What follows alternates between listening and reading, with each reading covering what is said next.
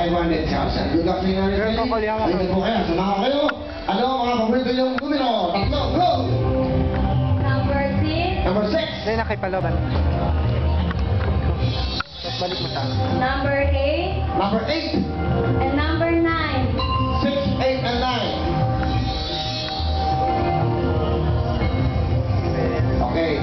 Nanay Sally, dito na po tayo. Pumesto. 6, 8, and 9. Nanay Sally, bakit po ilan ang mga numerong napili niyo? Ano po ibig sabihin niya?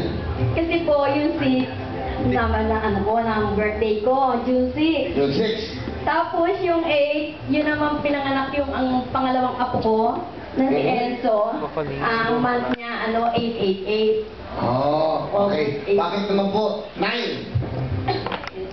Yun naman pong 9 years old na yung aking apo noong 27 nitong October. So lahat po ng numbers nito ay may meaning sa